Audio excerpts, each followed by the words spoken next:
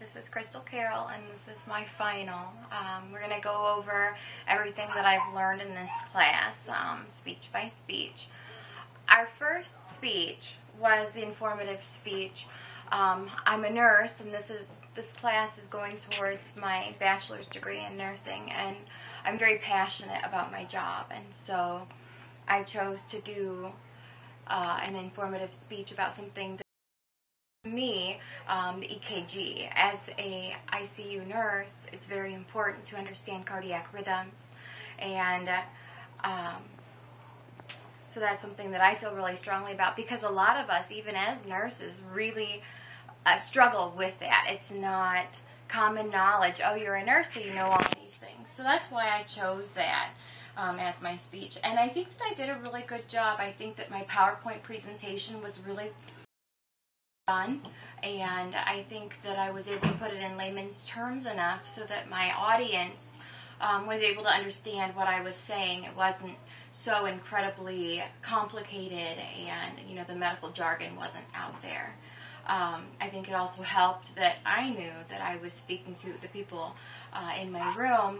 One of them was, she's a paramedic, and the other one is a 911 operator. So they both have direct knowledge, and they're follow me a little bit more clearly and better than the layman. Something that was bad about it, I think it was Brittany Doster. She pointed out that I forgot to cite any sources, and that also I went over. I think it was 12 minutes, and it was only supposed to be about 7 minutes. So I definitely was long-winded.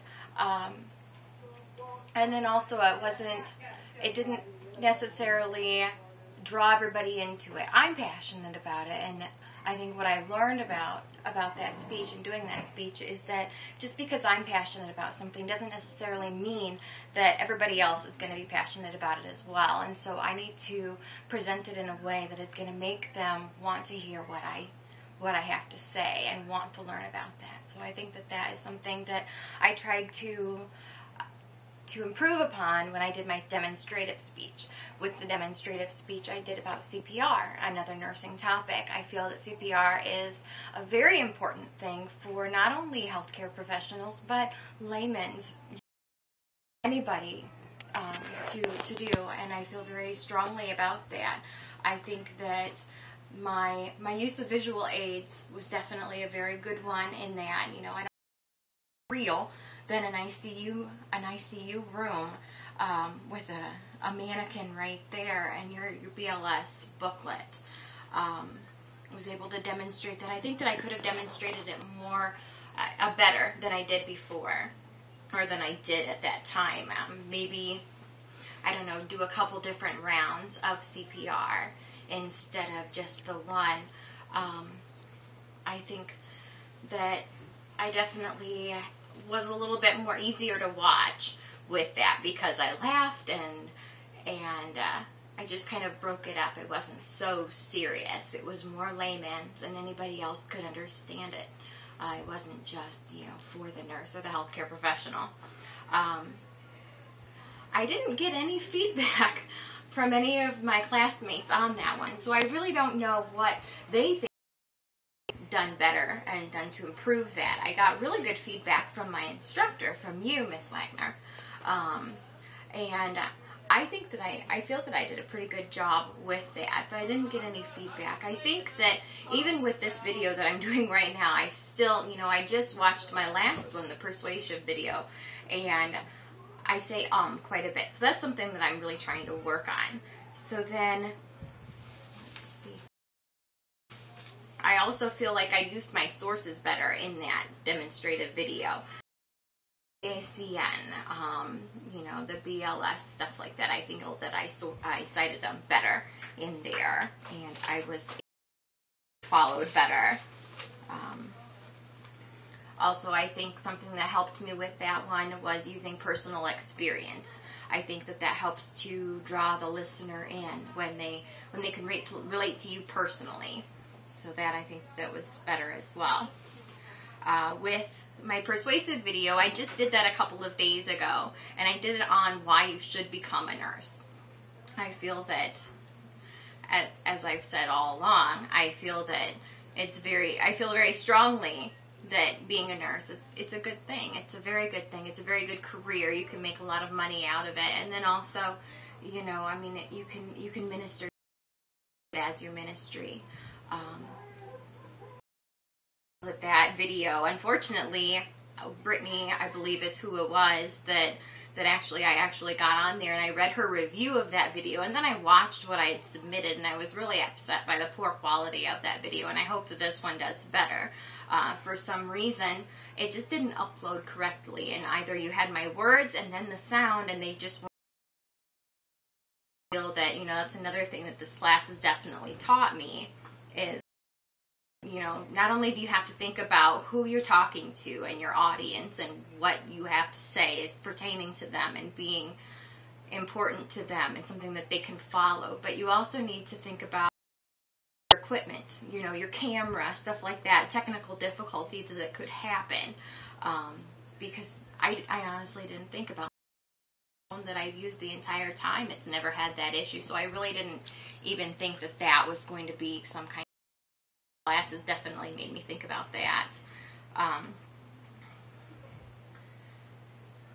feel like there are some lessons that have been learned in this class. I really have never been confident at all, and so taking an oral communications class, I don't think that that really was going to help me to be a better nurse or to be a better person.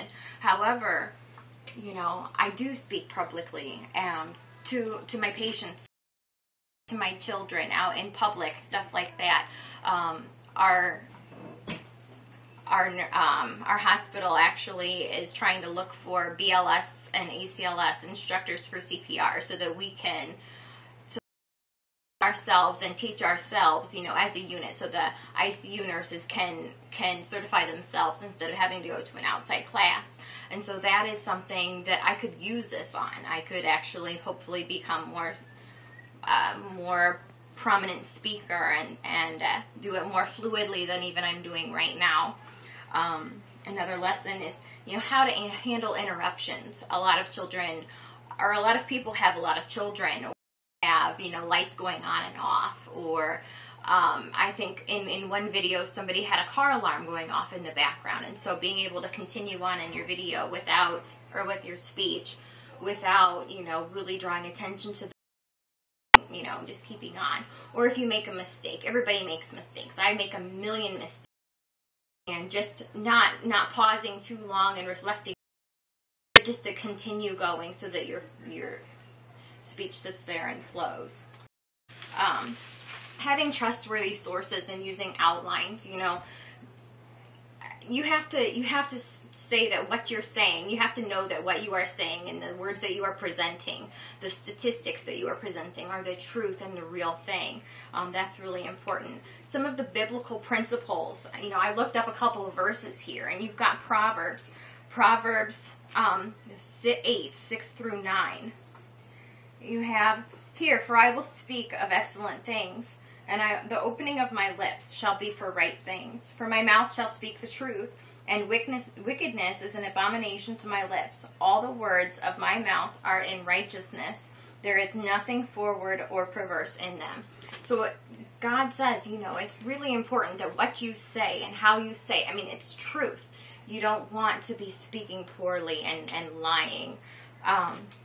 1 Corinthians 10:31 talks about that as well. It says, whether therefore you eat or drink or whatsoever you do, do it all for the glory of God. So it doesn't matter what you are doing. It doesn't matter if your job is as a nurse or as a teacher or as a public speaker. Whatever you do it for God. Because if you do it for God, and to glorify Him, then not only are you going to make Him happy, but you're also going to make those who are listening to you happy as well.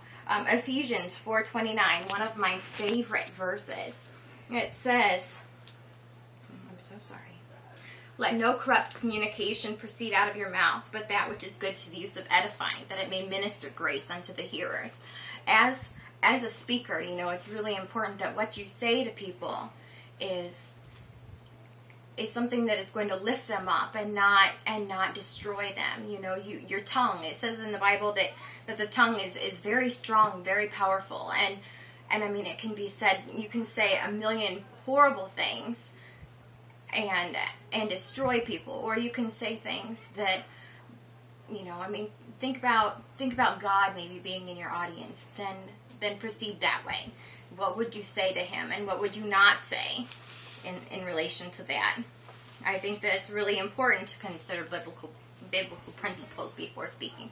Just because of what I just said, you've got little listeners as well. I mean, as parents, you know, you want to sit there. You want to teach your children, and you teach them by not only your words, but your actions and your deeds and everything. They learn by everything, and they're little mimics. And so it's really good that you try and follow biblical principles, that nothing out of your mouth is something that they are going to, you know, not. You don't want to sit there and have your children repeat a curse word that you said in anger one day. And so it's very important to think on these things and trust in these things. Honestly, I think that's about it. I think that I learned a lot in this class. I don't know that I'm all that much more confident speaking in public, and actually I think I have more stage fright with this video, with just my husband recording me, than I do when I'm in front of an audience. But I do know that I will definitely think on these things, and they will be true and near to my heart, and that I will definitely think about them before I go and have a public speaking event, so that hopefully I will not say or pauses or any of those mistakes that myself and a million other people make. So thank you very much. God bless.